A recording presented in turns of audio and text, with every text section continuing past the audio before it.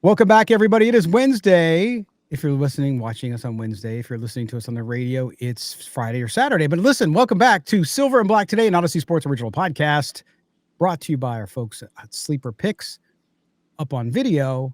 Scott Gulbransen, along with my partner, Moe Moton. We're here talking about Raiders football. Raiders have the Denver Broncos, the much hated donkeys, as you all call them in Raider Nation. Coming up, they're doing pretty well, by the way. We'll talk about that in a little bit. We'll also get to some of your phone calls in the final segment. We're going to talk about the Raiders, where they're at, what we saw against the Chargers. Was there improvement? We'll also talk about Raiders elsewhere, former Raiders. Once a Raider, always a Raider, right? So they're still Raiders. Raiders that are playing elsewhere that weren't doing well, weren't good enough for this franchise, now doing well in other spots. We'll talk a little bit about that as well. I bring in Moe now, Moe's senior NFL writer at Bleacher Report. He is also the Raiders columnist at sportsnot.com. You can catch him all over the planet, also on CNN, where he had an amazing discussion around the Supreme Court decision around Trump's movement of truth. No, I'm just kidding. It was all about football. He doesn't go on CNN for politics. We stay away from that crap. This is all about football, but he was just on CNN again, talking football. He's everywhere. He is Midtown Moe. We haven't called him that while. We got to make sure people remember he's Midtown Moe.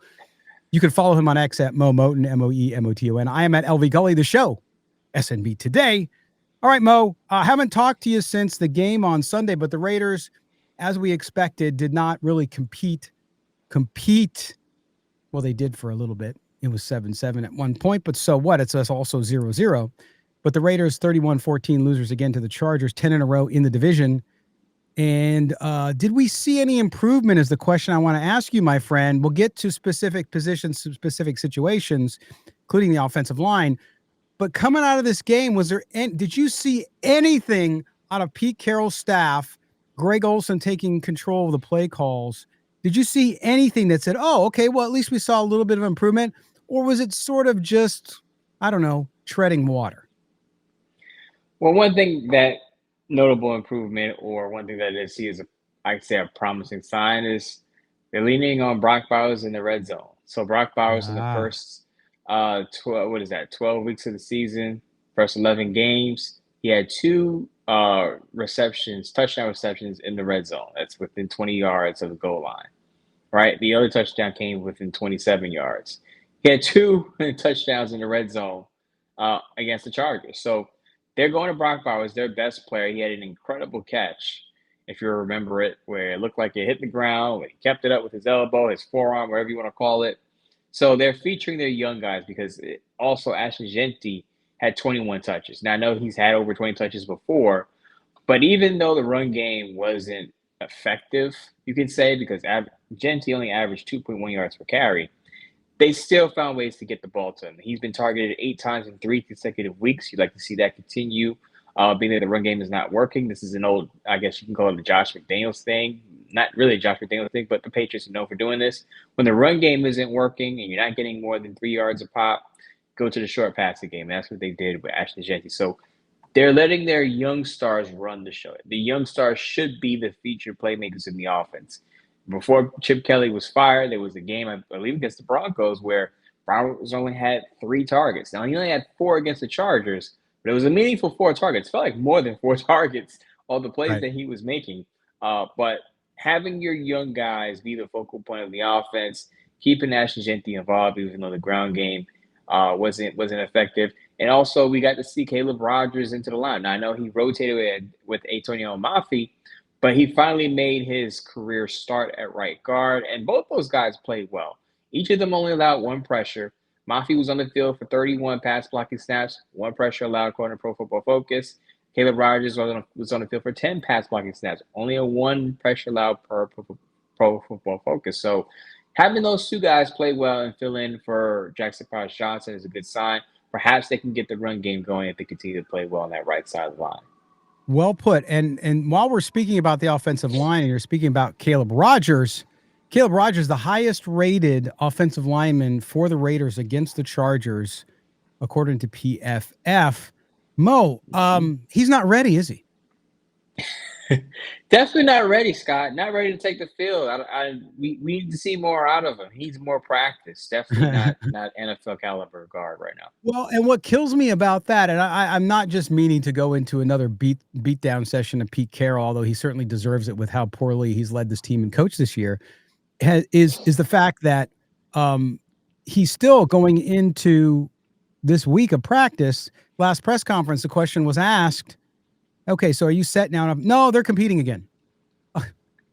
Okay, so you're going to put you can't. There's no reward for being the highest rated offensive lineman for the Raiders. Not that he was perfect. I'm sure he wasn't. His rating around 76, I think it was, not the best in the league or anything like that, but certainly out of that entire line, the best guy out there. And you're still saying he doesn't have the job locked down for another week at least. It's and that Denver defense, we'll talk about that right before we get to the calls about this game coming up on Sunday against the Broncos. But you have a tough defense coming at you, and you don't have your line set again.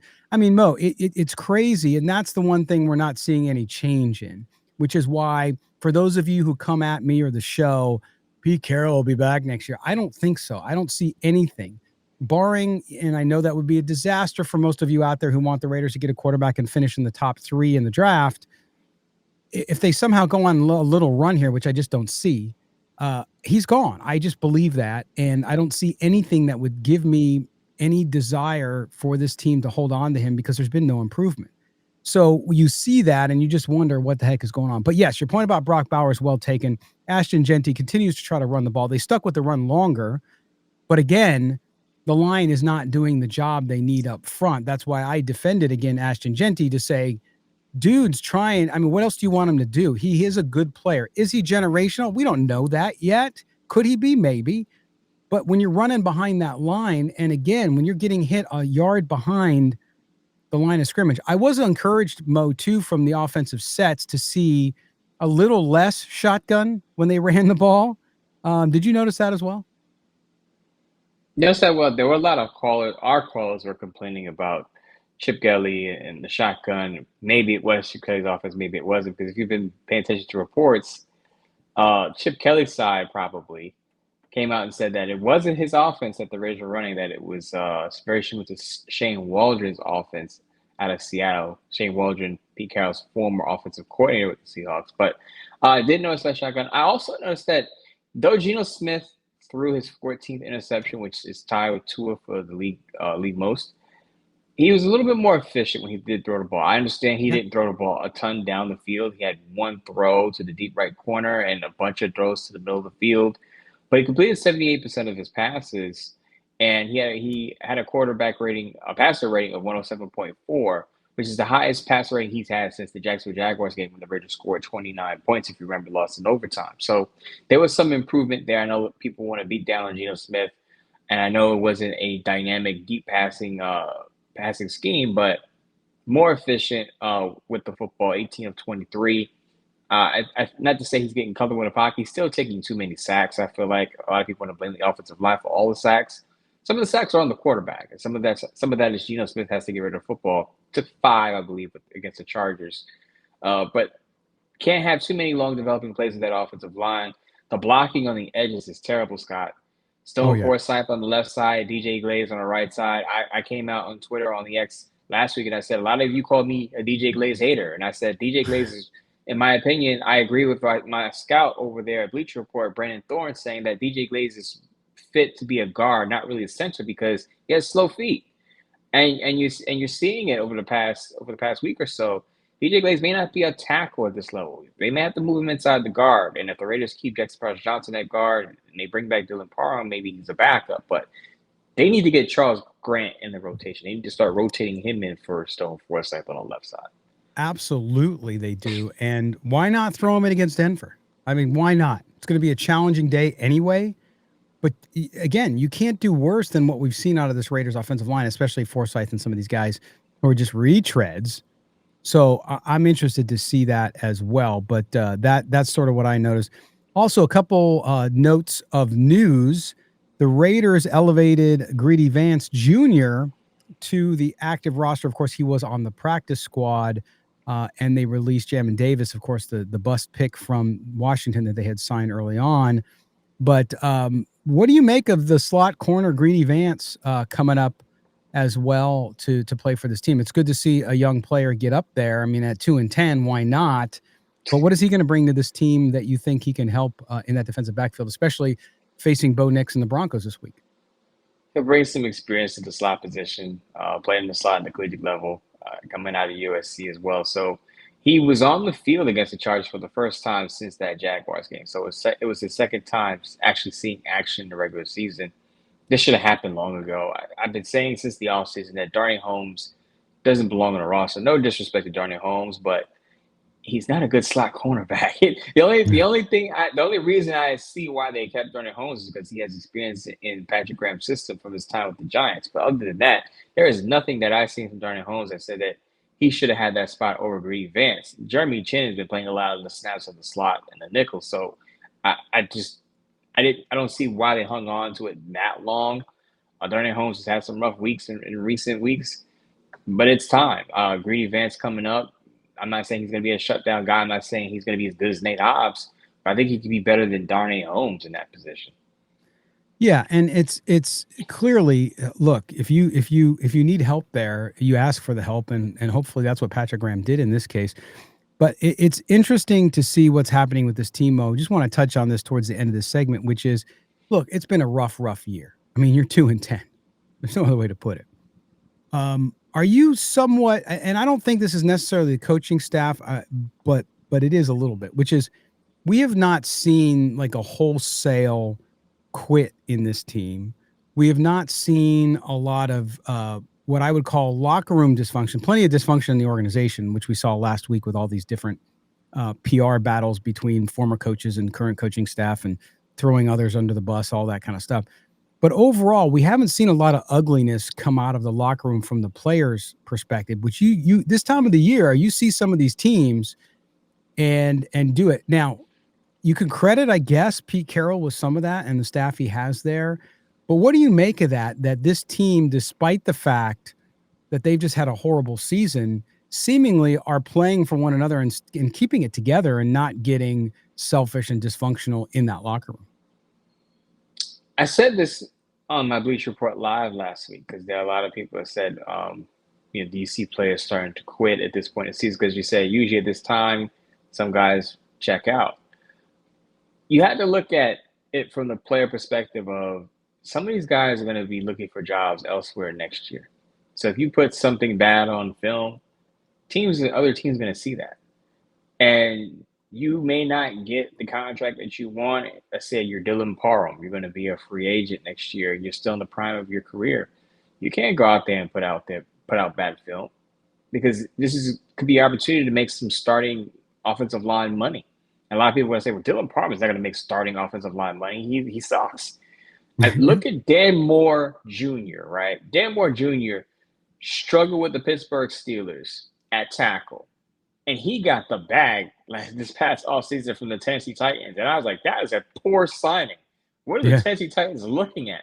There are teams every offseason that'll overpay for a guy, an average player. They'll pay him top-tier money because they're in desperate need of help at a certain position. So if you're the Raiders and you're a Raider and you want to get a good contract in the next offseason and you're in the prime of your career, you're not going to throw in the towel in the season. You may show some frustration in the locker room, and maybe that speaks to Pete Carroll and his coach staff maybe keeping it together behind the scenes. But let's remember, they let some guys go this during the season. They let Jermaine Pratt go. We don't know what happened with Christian Wilkins, and that's on him. There are going to be some cast-offs in the locker room. There are going to be some guys that check out and do some things that cause them to get released. But I don't see, as you said, wholesale quit yet in this team. We still got a month to go. But there's no wholesale quit. There are times where I see lack of effort. Yes. And that's different than just flat out quitting. There are times, we're human nature. Sometimes you're losing, you're getting beat down.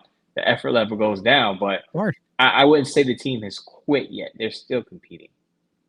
Yes. I remember too, you mentioned Jermaine Pratt. I was told he was too old and he was washed. So, but that's what we're going to do is get our break right now. And we come back from the break. We're going to talk about some Raider players that were not good enough for Pete Carroll's team, but they're doing pretty good other places. So we're going to get into that when we come back. This is Silver and Black Today, an Odyssey Sports Original Podcast. Also heard on the radio, 101.5 KDON and 840 KXNT in Las Vegas. Don't go anywhere. We're right back at you here in a minute. All right, folks, it's time to make some money playing daily fantasy football, thanks to our pals at Sleeper Picks, of course, a sponsor here of Silver and Black Today all season long. And today we're going to give you Moe's picks for Thursday night's game. By the way, if you go get the Sleeper app, you deposit money up to $100. Guess what? They're going to match you up to $100 using the code GENTY, as in Ashton Genty.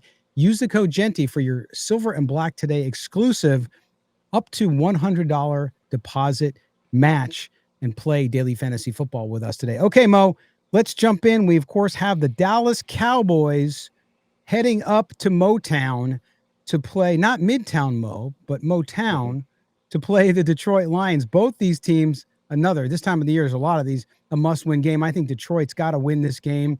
They're falling behind Chicago and Green Bay in that AFC North division. So tell me here, who you got and what are we doing? I'll start off with the Lions. You mentioned Detroit, Motown. We'll go with Jahmyr Gibbs. Let's take a look at his receiving props.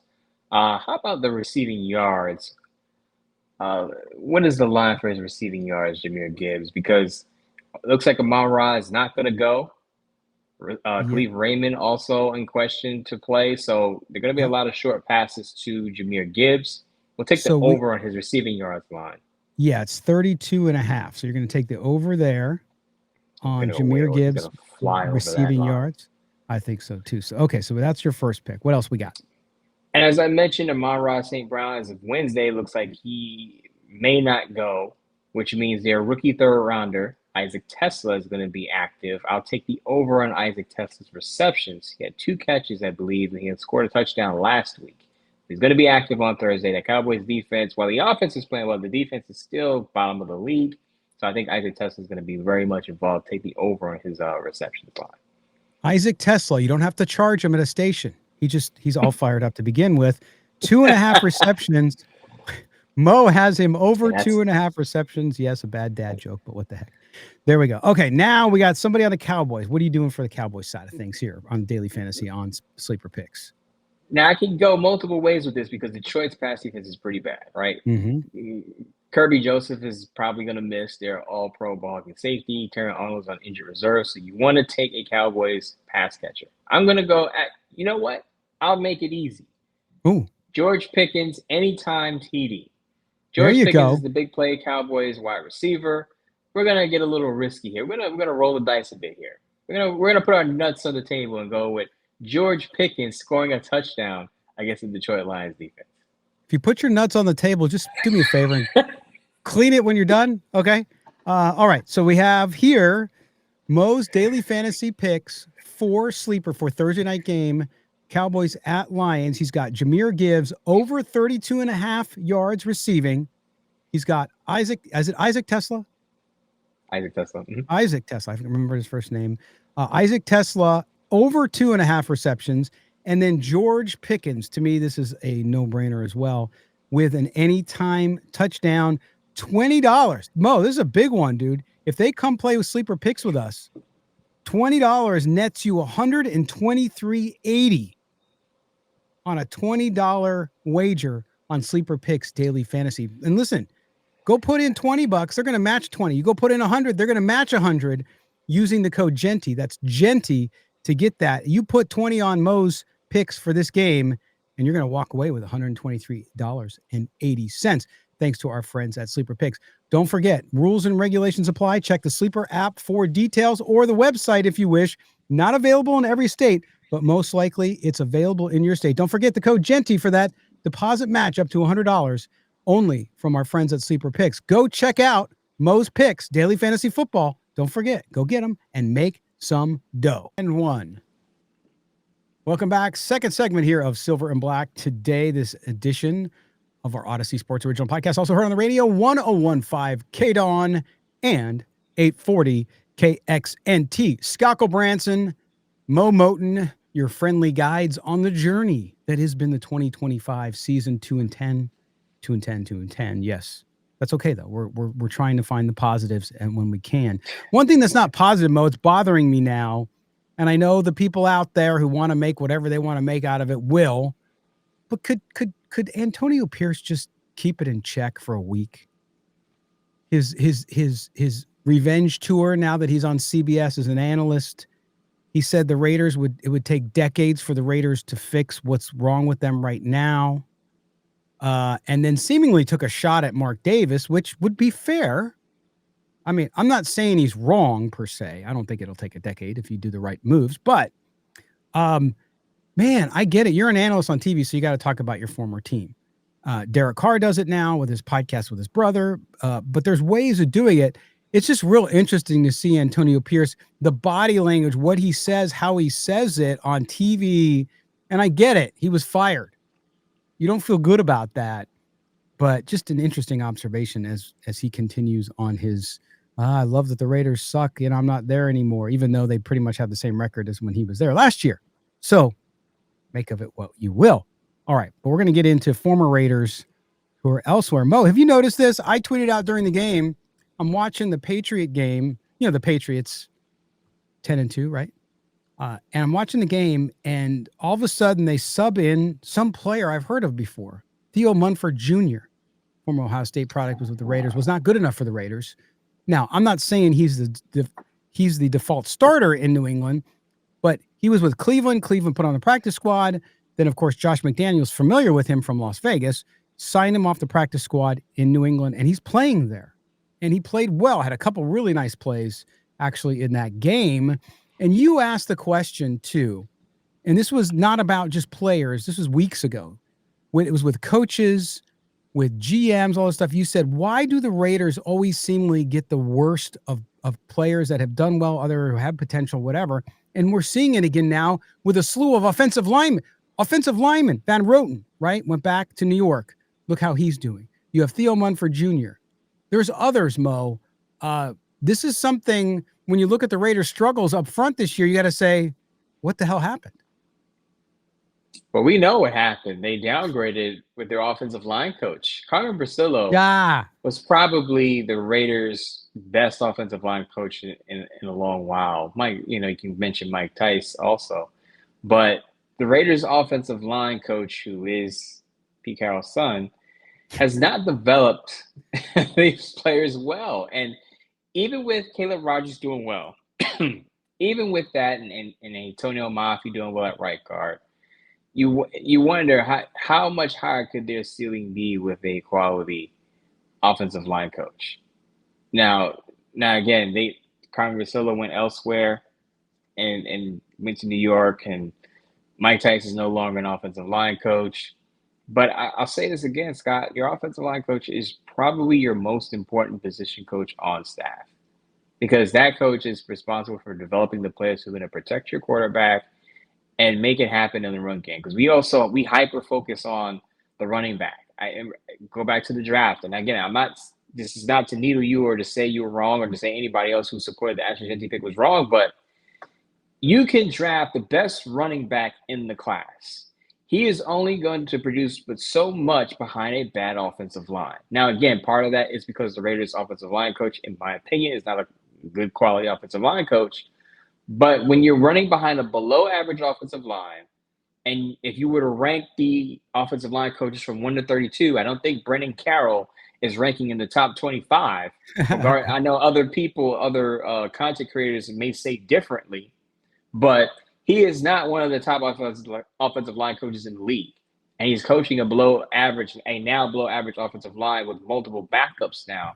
And you start to see rookies follow in. I hope to see, again, Charles Grant play. But that's part of the reason. And that's why you're seeing other offensive linemen, specifically former Raiders, flourish elsewhere and look a lot better than they did in Las Vegas. And it's not just on the offense, Mo. We talked about Jermaine Pratt, right? Which, listen, sometimes there's not a fit in the locker room, and maybe that was it. So maybe the Raiders deserve that. But you look at this player, what he could have done.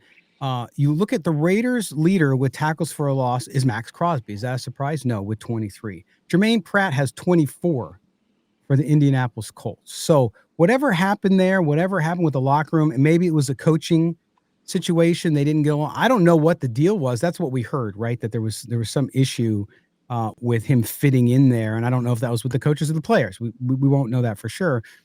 But this goes back to the point you made about Brennan Carroll, and you can see throughout this coaching staff, which has not been a coaching staff that has delivered on the expectations that people had when Pete Carroll came in. You have players developing elsewhere on both sides of the ball, and then you have players in Las Vegas who are either falling short or we don't know because they're not properly evaluated, they're not being developed. And again, this all points back to the fact that doesn't matter if you have the talent or not. The talent may be subpar, and that's fine. You could still develop subpar talent, or they can play to the best of their abilities.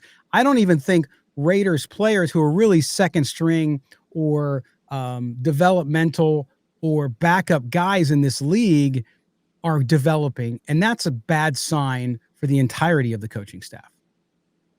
You know what stood out to me, and again, I don't know if this player wanted to come back to the Raiders, but what stood out to me is how much better Caleb Von Chason looks than Tyree Wilson.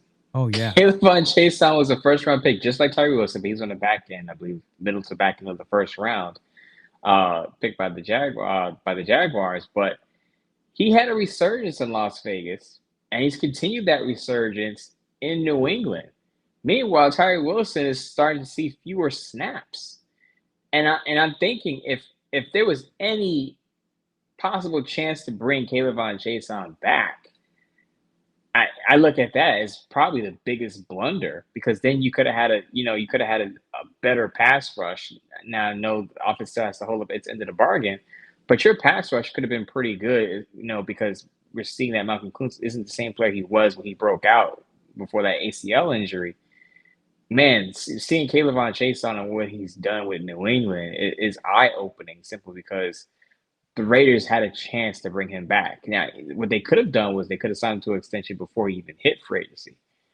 That's one way to prevent the player from leaving at all, even if you have some questions about him. But they decided not to do that, and they gave the money to Malcolm Kuntz, and the rest is history there. But it just hurts to see other players go elsewhere and continue or play a lot better than they were when they were in the silver and black. And then you mentioned earlier, Darian Porter, for example, a young player I don't see getting much better. I see a lot of these players on the defensive side too, who are not in the right position when they're playing defense, which tells me from a confusion. And what are you doing in practice all week?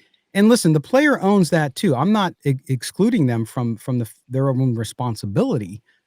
But with bad teams and bad staffs who are not doing a good job of developing players, that's what you see a lot. You see confusion, lack of communication. We've seen it before with the Raiders too. We've all been through this with other coaching staffs too. So it's nothing new.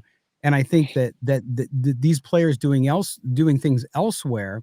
Some people bring up, of course, players who sign free agent deals to go away, and that's true too. But at the same time, it's just you look at some of these guys who seemingly, I heard from fans and from the team because of their actions, these guys aren't good enough to play for the Raider organization. And then the Raiders downgraded at almost every position. It's frustrating to see that, but it's also encouraging to see that the Raiders actually made some good draft picks. They didn't have the right staff, the right coaching staff to develop them. And that's the argument. And I say argument, discussion. Reframe the term. The discussion I've had with a lot of people online who want to keep the same coaching staff because they believe the Raiders' problem has been over the years, Mo, that they hire and fire too many coaches, so nobody's going to want to come here. While there's certain pieces of that are absolutely true, and I understand your point, and I don't disagree with the fact that instability is never a good thing for any organization to attract talent, whether it be players or coaches. At the same time, I twisted a little bit, as I did with one of our listeners online, where I said, it's not that they hire and fire coaches quickly, because I think you should be slow to hire and quick to fire. No question. I don't care what business you're in. But they hire bad coaches, which is an organizational issue, which goes to Mark Davis, which goes to past GMs, past people in the building who recommended certain coaches and so on. It's a nuance, Mo, but I do think that this is the problem. The problem is you don't make the right hires and it all trickles down. And we all know the old adage of what rolls downhill. So the most alarming thing about this coaching staff and why I feel like it also needs to go is because Pete Carroll's defenses haven't been good in what 3-4 years. I pointed this out. Oh, I point this out over and over again. Look at the last 2 years in Seattle. Look at those defenses. They weren't very good. This Raiders defense, while they're middle of the pack in total yards allowed, this Raider defense struggles to tackle, Scott. That's basic football. This goes back to preseason. You should get that down by the preseason. I remember we were talking in the summer about how poor the tackling was, and Pete Carroll admitted that they hadn't been tackling.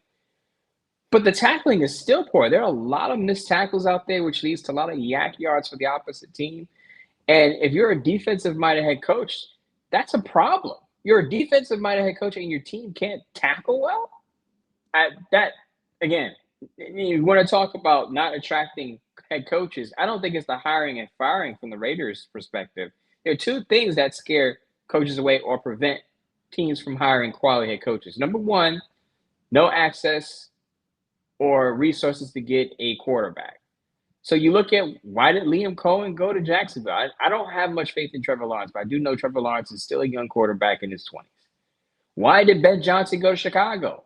Caleb Williams. Why did Cliff Kingsbury go to Washington to be the offensive coordinator? Jayden Daniels. The Raiders have to get a young, promising quarterback that will or be in position to get one. And they probably will be in position to get one this year. But there better be a plan to get a young quarterback because that will attract quality head coaches because they say, okay, if I attach myself to this potential prospect, I could be successful. The other thing really quick, Scott, is the structure of this organization. Who's making the decisions? Because we talked a week ago about Jim Gray possibly meddling in the Raiders operations via Amy Trask, throwing that name out there. Is Tom Brady calling the shots? Is Mark Davis still involved? Because we heard Mark Davis come out and say, we're not trading Max Crosby. There were reports out there that through Mark Davis, we're not trading Max Crosby. That wasn't the GM saying that. It wasn't John Spytek saying it. It was Mark Davis. So who's making the decisions? If I'm a head coach, a quality head coaching candidate, and I walk into an organization, I want to know how much power am I going to have? What is my relationship going to be with the GM? Does the GM that I'm working with, is he going to have any power? You know, who's calling the shots? Jim Gray, Tom Brady, Mark Davis, GM. Who is it? The Raiders have to straighten out their organizational structure. Reminds me of the old Temptation song, Ball of Confusion, right? I mean, you call it dumpster fire, you call it a pile of whatever, just confusion. Right. You're right. Who's making the calls? Why is the owner saying you're not going to trade a player? What if the GM wants to? I'm not saying they should trade Max Crosby. I don't think they should. But if the GM wants to and somebody says, hey, or you say, hey, we can get the number one pick in the draft. We just got to send Max Crosby and our number one or whatever. And you can get Mendoza or whoever your guy is. You're going to say a GM can't do that because you can't trade Max Crosby? Well, then do they really have decision-making power? We've been talking about this for a couple of weeks now, but it's part of that dysfunction in that front office, in that building since 2011, even before that, as Al got sick before he passed. So there you go. All right. We're going to take our final break here on this edition of Silver and Black today. When we come back, we're going to get to your phone calls on the Raider Nation switchboard. It's Mo, it's Scott, it's Silver and Black today on the radio, 101.5 KDON, 840 KXNT, and Odyssey Sports Original Podcast. Don't go anywhere. Welcome back. Home stretch here, Silver and Black today. We appreciate you being with us on the radio in Las Vegas. Hello, Las Vegas, 101.5 KDON, 840 KXNT. Also, our listeners on the Odyssey Network. That's right, Odyssey Sports Original Podcast here. Don't forget to subscribe to the show wherever you get your audio. Don't forget to like and leave some feedback. We appreciate that. If you're watching us on video, thanks for that. We hope you enjoyed earlier Mo picking your Thursday night game for daily fantasy from our folks at Sleeper Picks. So thank you to that. Let's see if Mo continues his win streak. All right, Mo, real quick before we get to the phone calls, Denver Broncos coming up on Sunday. I fully believe the Raiders will go and lose their 11th in a row to the AFC West. Of course, the Broncos come in 10-2. They've won 9 consecutive games, and they join the 86 Giants as the only team in NFL history to win 4 consecutive games by 3 or fewer points. So they're winning by the skin of their teeth. A lot of people out there want to say they're not very good because of that. Doesn't matter. A win is a win is a win. They're the first team since the 2021 Titans to win 6 games by 3 or fewer points. And also the Broncos, the 5th team in the last 40 seasons with at least 50 sacks. Are you listening? Raiders, terrible offensive line in their first 12 games, joining the 89 Vikings, 87 Bears, 2000 Saints, and 87 Eagles. And then Bo Nix. We've heard a lot of people making fun of Bo Nix out there. Do I think he's the best quarterback in the league? No. 20 regular season wins, Mo. 20 wins since entering the NFL last season. Only 5 quarterbacks have won more regular season games in their first 2 seasons. Mr. Russell Wilson, Mr. Andrew Luck, Dak Prescott, Roethlisberger, and Dan Marino. He's in pretty good company, man. This Broncos team, it's going to be tough. Anything can happen in the AFC West, but I think they got too much firepower on both sides of the ball for the Raiders on Sunday. I agree with you. I don't see the Raiders winning this football game, but I do think maybe I'm a little delusional here.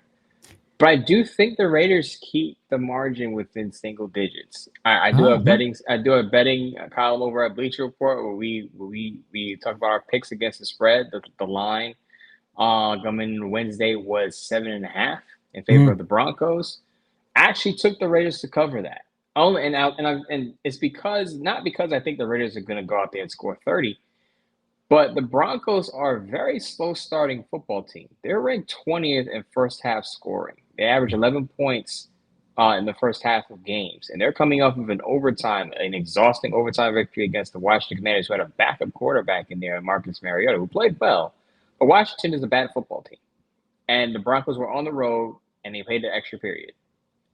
The Raiders a month ago and the Broncos had a terrible Thursday night football game where the Raiders only lost by 3 points. I feel like that's a game the Raiders should have won. Had they had a decent offense, they could have won that game.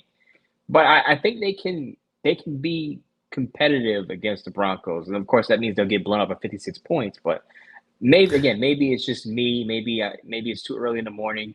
But I do think that they'll be a bit more competitive than what we've seen. They've been blown out the last few weeks. I think this is going to be their first competitive game since that Broncos loss on Thursday night. I agree with you. I don't think it's going to be a big blowout, but I do, because I think they will keep it. I think you'll see a little bit of what we saw in the Charger game, actually, where the Raiders can kind of keep it close. They'll be more efficient on offense because I think the Broncos offense has issues.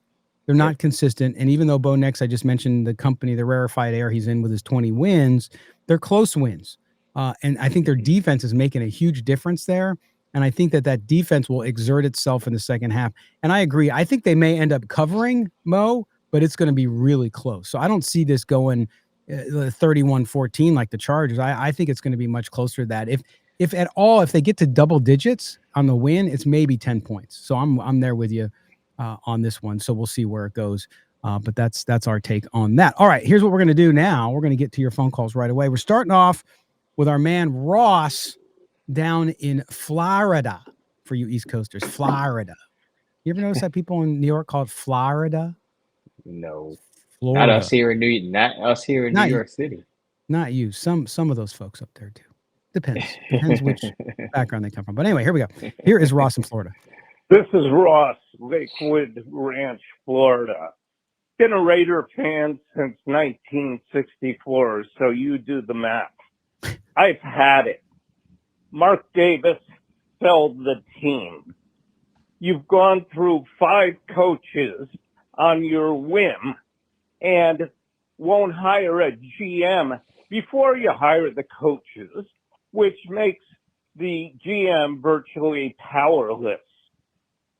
Pete Carroll is a joke. He was good 10 years ago. Why do you think he was dismissed 2 years ago? And to have AOC, not that he's the future, but inactive behind Gino's fragile ego, and to give up a 5th-round draft pick for Kenny Pickett is also a joke. And please answer, honestly, who's running the team? Jim Gray? Tom Brady? Mark Davis? John Spytek? Pete Carroll? Or a combination thereof? It's sickening. I mean, to be a fan since 1964, season ticket holder all the years in Los Angeles, and now this. I mean, it's not my Raiders anymore. Mm. It's not your father's or grandfather's Raiders.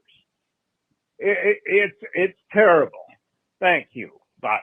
Boy, Ross has had enough, Mo, and he brought up all the points. Yeah, we have to give him some. Bring me applause. Yes. Yes. And you know what?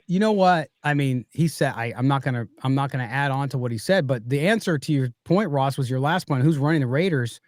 It's a mixture. It's a ball of confusion. It's all a mess. Mo, he hit it perfectly.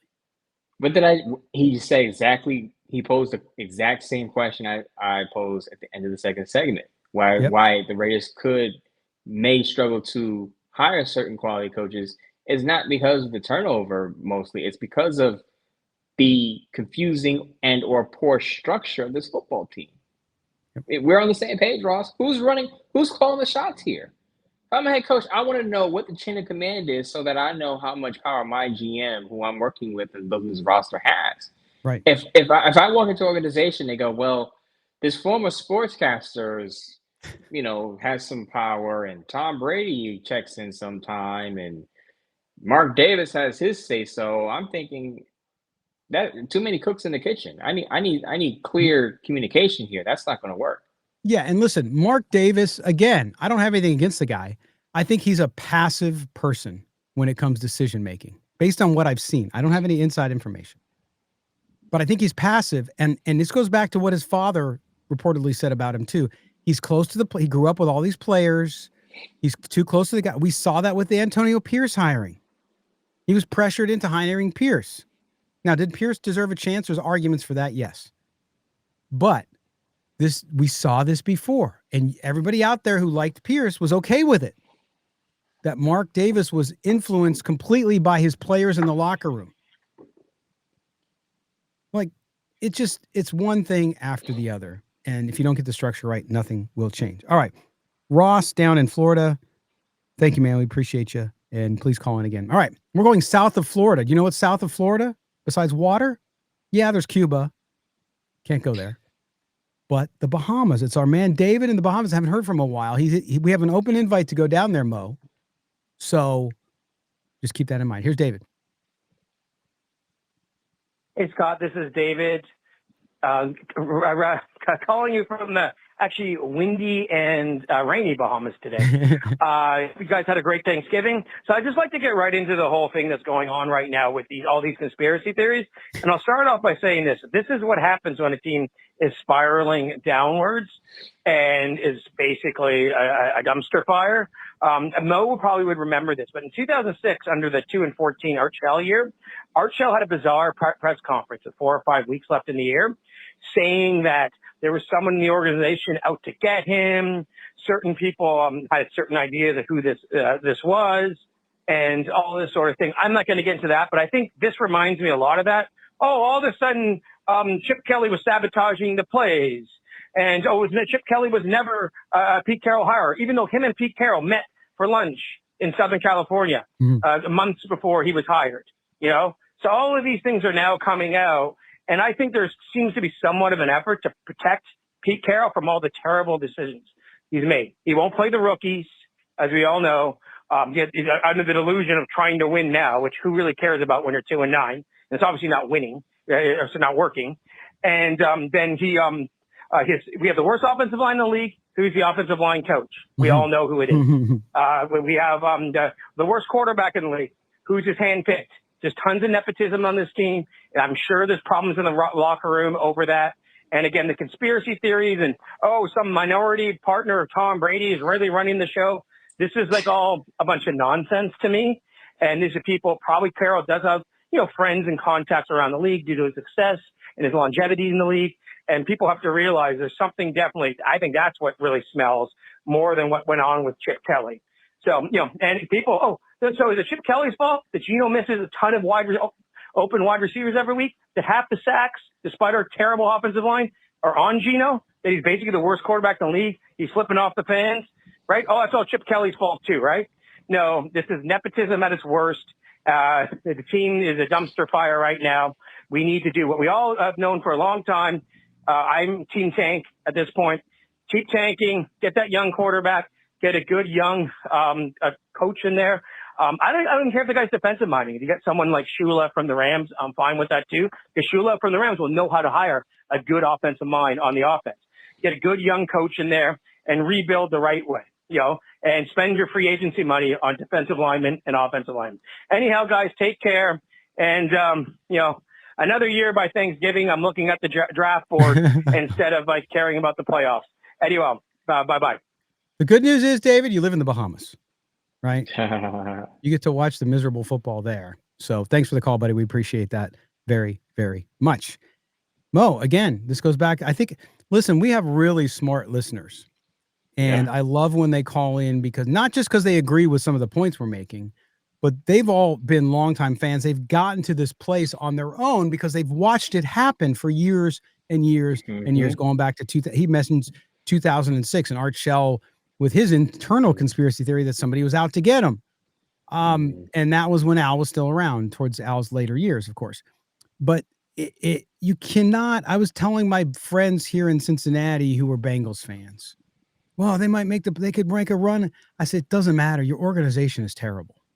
So you're going to have little fits and starts and this stops on. But the reality is, you got a great quarterback. And this is the problem with the Raiders, Mo. You can't overcome a bad organization no matter who you bring in.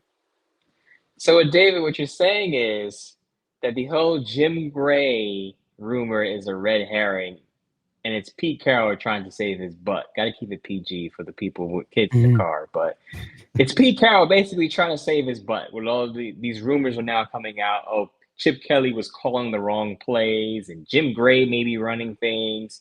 It deflects away from the main person to blame for this mess, Pete Carroll. So I get what you're saying. I'm with you step for step on that one, David. I totally agree. As far as his head coaching candidate suggestion is concerned, Chris Shula,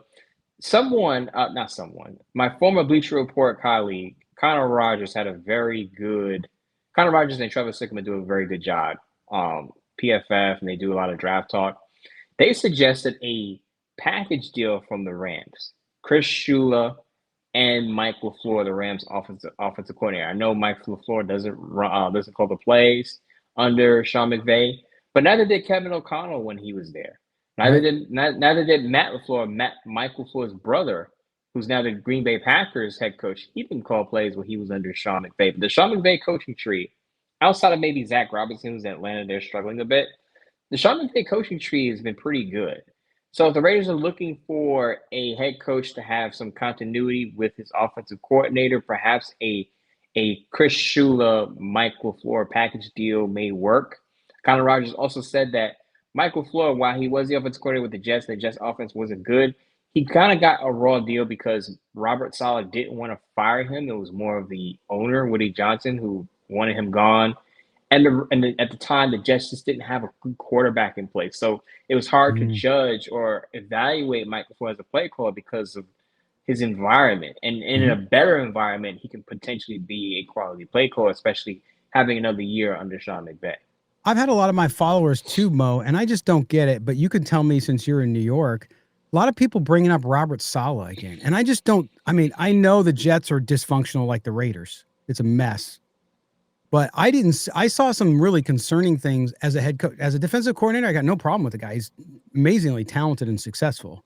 I don't see him as a good, viable. I don't think the Raiders need, if you're going to take a risk on a coach, whether it's defensive or offensive, I think you got to go younger with somebody who's more on the up and come, not somebody who's a retread. So when Robert Saleh was here in New York coaching the Jets, there was some issue with discipline toward the end of his tenure. Before he got fired, there were rumblings that, and you can kind of see it, that some players just weren't all the way in. And I guess it was because they knew that he was going to be let go soon because of how volatile Woody Johnson is. Maybe that could have been a factor in it. But you know me, Scott. I want an offensive-minded head coach because I want to know that I do too. that my offensive play call is going to be there unless the Raiders fire him or, he's traded or something like that happens. When you hire a defensive-minded head coach, you could lose your core. I probably say this 200 times. People are probably tired of hearing me say this, but you could lose your coordinator every 2 years if you hire a defensive-minded head coach. I don't want that. We're talking about stability, right? We're talking about hiring coaches to stay, right? Well, if you hire a defensive-minded head coach who's going to bring in maybe a quality OC, that OC is going to be up for a job unless he's just so tied to the Raiders and he just wants to be an offensive coordinator. Mm-hmm. You could lose that guy every 1 to 2 years. Look at the Seattle Seahawks. They're probably going to lose Clint Kubiak after one season. Do you really want that? If you talk about stability, that's not it. That's not ideal. Right. And you mentioned too, the reason I favor offensive coach too is they got to get a quarterback. And yes, you mentioned Kevin O'Connell goes to Minnesota. You saw what Sam Darnold did last year. Now they've made errors in roster selection.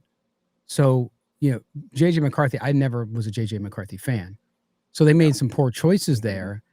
So he's not really developing because I don't think he's got the talent and the skill set to be a starting quarterback in the NFL. I don't blame that on Kevin O'Connell, but you need a guy who's going to come in and develop a quarterback. You saw even what somebody like Shane Steichen has done in Indianapolis with Daniel Jones.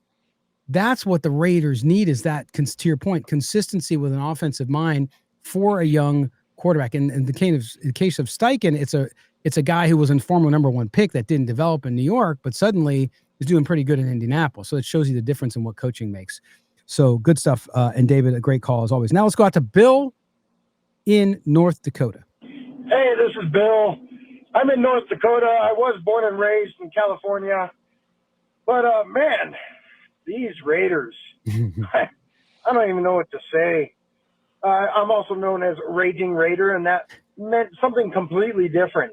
Now I'm just raging at the TV, watching these Raiders, and lately they've been in the background. But I got a question. Have you seen that movie, Gran Turismo? I feel like we should do something like that, but with an offensive coordinator, have a competition in Madden and see whoever calls the best plays, and whoever wins, hire them as the offensive coordinator. Anyway, you guys do an awesome job. I love watching you guys. I watch you guys whenever I can, usually when I'm on the road, icy roads, good roads, anything like that, and at home when I'm not doing too much. But you guys take it easy. Raider Nation, just lose, baby. Bill in North Dakota.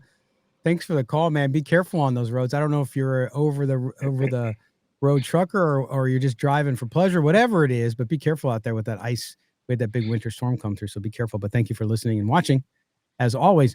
Mo, yeah, I have seen the movie Gran Turismo. I don't know if you've seen it, about a kid who's a gamer, GT car racing gamer, and then they actually put him on a track and via a contest. But I don't know that a guy who knows how to play Madden really well, one of those competitive guys, would do much worse. I mean, the Greg Olsen 4.0 possibility isn't doing it for you, Bill. I mean, Greg Olsen is a fixture in the Raiders organization, and this is his third stint as a play caller. As we said, it was a marginal upgrade than what we saw under Chip Kelly or Pete Carroll's influenced offense. But I mean, at points, it seems like as a fan or as an observer, you can do a lot better job than these coaches. And I don't say it to insult these coaches, but when you've watched a team for so long, you see tendencies and you see the writing on the wall and you see certain things happening over and over again. It's almost like you can identify it before it happens, right? Even during games, when you know the Raiders are going to collapse, they do something in the fourth quarter, and you're like, oh, they're going to miss this field goal. Oh, they're going to botch this. It's going to happen. It comes from just watching the team and knowing the tendencies and knowing players too. So while it's funny he brings up, Gran Turismo and all of this and saying, well, maybe we have a competition to see who could be the best play caller. It almost doesn't seem like a bad idea, right, Scott? Based on the way things have gone for the Raiders offense. They can't even score 20 points. Could you make worse decisions? I don't know. So there you go. Thanks for the call, Bill. Appreciate it. All right, now here's our buddy in upstate New York, or the Poconos, excuse me, Dave Casper, the Ghost. Hey, boys. Happy belated Thanksgiving. This is Dave Casper, the Ghost from upstate New York. Okay, day after the game against the Chargers. I don't even want to talk about the game. I want to talk about all the stories that broke about the dysfunction in this organization. Yeah, there we go. Kraft said, the stories about Chip Kelly calling plays that weren't in the playbook. Listen, I knew this organization was dysfunctional, but the dysfunction is running on a level far deeper than I ever thought. I mean, Tom Brady marrying Chip Kelly to Carroll, as an example. Is Spytek completely neutered in this process? Just the decision making going into this. Was Carroll a Spytek guy, or is it more of a Brady guy? I know Brady originally wanted Ben Johnson and Matt Stafford as the QB, and that fell through. I heard Liam Cohen turned down an interview with the Raiders, so Carroll was probably the third or fourth choice for the Raiders, irregardless or regardless. Until they can clear up the dysfunctionality, if that's a word, in this organization, I don't care if they draft the next Andrew Luck or Patrick Mahomes. This team will continue on this downward spiral. They need to get one voice and one vision. Is it Brady? Is it Spytek? I don't know, but they need to. At the best of first of all, they need to clean house. I was opposed to firing Carroll up until a couple of weeks ago. The whole organization needs a Silkwood shower. For you young people, you'll have to look that up. A Silkwood shower and start over. Appoint someone, whoever the president is, or the one voice. Is it Spytek? Is it Brady? And stick to that. Until they can get that done, until they eliminate all the other chefs and have one chef in this organization, they will continue to lose. All right, boys, until next week. There you go. Dave Casper, the Ghost. Of course, referencing the Meryl Streep movie Silkwood, about a woman who gets poisoned, basically radioactive. So when he talks about a Silkwood shower, that means big time, like with chemicals and stuff. Get rid of that stuff because it's so radioactive. And he's right, Mo, 100% right. Again, another call that you have to give some applause to. I mean, how all the Raider Nation can get it, but the organization can't is beyond me, my friend. The funny thing is he dead on. He and I think John, was it John before the first caller we had? Ross in Raider Florida. fan since it was the call, I think Ross in Florida. Raider fan since 1964. Yep. They're dead on. Until the Raiders can figure out, because we always say, right, it starts at the top, right? You've said that plenty of times. It starts at the top of the organization. If you want to say it's Mark Davis, if you want to say that's Tom Brady now, whoever it is, where is the top of the organization? Who is at the top of the food chain? We have no clue. Now, there's the Jim Gray rumors that could be a cover-up for Pete Carroll and deflecting from his fault. We know that Tom Brady bought a minority stake in the team, so we know he is involved as, in my opinion, he's essentially a consultant. But I go back to John Spytek. We have not heard a word from John Spytek since this thing has run off the rails. So it leads me to believe that either A, he doesn't have much power or control over what's going on because Pete Carroll's running the show, or B, he's just going to sit back and wait till the end of the season, and maybe he'll have more power than to say, I want to work with another head coach. But from the outside looking in, it doesn't seem like Pete Carroll and John Spytek are aligned, and that's a huge problem. And that's why I feel like either the Raiders have to get rid of one or both of them. I'm willing to give John Spytek more leeway because I want to see what his rookies can actually do when they get on the field and get more playing time. But you cannot keep this Pete Carroll, John Spytek marriage together. Just as you couldn't keep Pete Carroll and Chip Kelly together, I don't think the Pete Carroll, John Spytek relationship is as toxic as we've seen publicly with Chip Kelly. But it's clear that there's a misalignment there between the two. And I think what saves John Spytek actually, Mo, is the Tom Brady relationship, because in many ways, I think he's going to be tarnished for his entire career now, because if you're a coach, even a young coach coming in, you're going to look at the situation and say, okay, so when you were here with Pete Carroll, you were just carrying his jockstrap for him. You're just doing what he wants you to. So do I respect you as a leader? Or do I need to listen to you as a boss, or can I kind of push you over? I mean, I'm just saying it is what it is. So we'll see. But I don't disagree with you that he deserves a shot, because we don't know exactly where it stands at. But anyway, we appreciate it. Dave Casper, the ghost, all good stuff. Let's close out with this caller. Here we go. This caller. Jacob. Down Moe Moton. This is Jacob from Fresno. What's up, guys? We're down bad. And, it's looking worse. It's getting worse. It's very grim. There's not a whole lot of things to be positive about at this point. And Raider Nation, I mean, do we really deserve better? I don't know. I don't know that we do. I mean, in terms of the commitment and the devotion that we're always there, faithful, like, I get that. But we're terrible to the people that were best to us, aren't we? I mean, everybody was down on AP, and I know AP wasn't the greatest coach, guys, but he was committed. And we're down on DC, and I know DC wasn't a Hall of Fame quarterback, greatest legend of all time. He wasn't that, but he was pretty committed, wasn't he? And he was decent, at least. Is Geno Smith at all decent right now? And the thing is, all of these guys that come to the Raiders, they stink with the Raiders, but they're great at other places. So imagine if Derek Carr would have gone to somebody. Imagine if DC would have been drafted by Casey. That would have been hard to deal with, right? Think about that. I'm just going all over the place right now. But guys, what do I do when I play Madden this week? How am I going to fix the Raiders? Because I'm firing Pete Carroll and putting Coach Jacob from Fresno in there, and we're going all out. I just don't even know what to do anymore. Because I'm like, oh, yeah, we got Brock Bowers, we got Ashton Genty, we got Max Crosby, but the whole offensive line is just stank booty terrible. It's garbage. Stank it's trash. booty terrible. It smells stinky. It's awful. I don't know what to do about this season. I don't know what to do about this organization. It's awful. So guys, give me an answer. What am I going to do this offseason? When I play Madden, who am I going to pick up?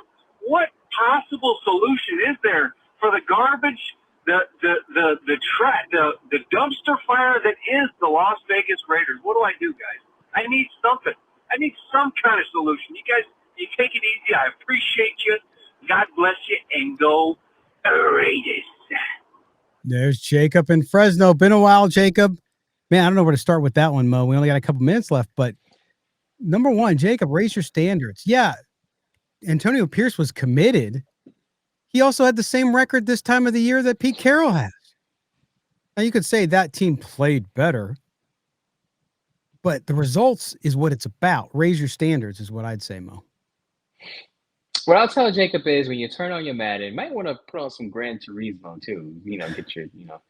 Get your play calling up there. But first thing you want to do, sign or acquire an offensive lineman, a top-tier offensive lineman. I talked about this last month. I miss Reggie McKenzie for the way he invested in the Raiders' offensive line. Brought in Kelechi Osemele, brought in Rodney Hudson at center. That was the last time the Raiders had one of the best offensive lines in the league. So one of the main things you want to do if you're out there playing Madden, you want to get some revenge or feel like the Raiders are going to do something, or you want to project what they could do, get an offensive lineman, draft a quarterback early. And if you have the power to hire a head coach, hire a young offensive-minded head coach, and bam, you're turning the Raiders around. You're happy again. You don't have to worry about this 2-10 team losing. You can win in Madden with the Raiders with that offseason plan. There you go. There you go, Jacob. Thanks for the call, man. We appreciate it. That's going to wrap up the calls for this show, which all sounded very similar, and they all point to the Raiders needing to make organizational structural changes to find out who the hell is a shot caller in this place. You go to every prison in America, you know who the shot caller is. You can't go to the Raiders organization and figure out who the hell is calling the shots. Sorry, I just watched my favorite show, Mayor of Kingstown, last night. So, you know, the prison stuff pops in. But anyway, Mo, let everybody know we're sitting here on Wednesday. We will be back Sunday after the game, myself and Murph. And I know you have your Bleacher Report live as well after the game. But tell everybody else what you got this week so they can keep track of you, read you, watch you, and, of course, adore you. Stop it, Scott. So I pointed out 3 positive signs from the Raiders offense. Talked about a few of them today. Some of the things that we're seeing now that Greg Olsen is involved. We saw Caleb Rogers on the field. Geno Smith, I know, was a dink and dunk for most of the part of that game, but a little more efficient. And also Brock Bowers and Ashley Genty being featured in the offense. I think those are some positive signs. You can read about it on Sportsnot. I will be live, as Scott said, after the game on Sunday, breaking down not the game because we know the Raiders are terrible this year, but looking forward. I like to kind of look forward after each game. Okay, what's next? Does Pete Carroll get fired? Can he save his job? Because as I said this week on the Bleacher Report VOD, Pete Carroll is coaching to save his job. That report came out before last Sunday's game that Pete Carroll is officially on the hot seat after the fallout with Chip Kelly. He is officially on the hot seat, according to me. So Us. Us. A lot of the fans, too. The official brand, Silver and Black Today, out on Pete Carroll. Done. Goodbye. And thank you for stopping by. All right. That's going to do it for this edition of Silver and Black Today. Do us a favor. Make sure you subscribe to the show wherever you get your audio. And if you're listening to us on the radio in Las Vegas on 101.5 KDON or 840 KXNT, go subscribe to the podcast. Like, we had more calls than you heard on the air today, but those you can get on the podcast. Little comment. And Mo actually sings Christmas music for 20 straight minutes. So you don't want to miss that. It's amazing. He sounds a lot like Johnny Mathis. It's strange. But nonetheless, check it out. And don't forget to also like the video, subscribe on the video, hit that bell so you know when we have a new video. Follow Mo on X, Moe Moton, Moemoton. I am at LB. The show is SMB Today. Special thanks to our producer at Odyssey, Mr. Mike Robier, and our producer on the radio in Las Vegas, my main man for years and years and years, Mr. Mark Bonilla. Thanks for all the work he does there. For Moe Moton, for everybody here at Silver and Black Today, I'm Scott Gulbransen. We'll talk to you next time, Raider Nation. Enjoy your weekend.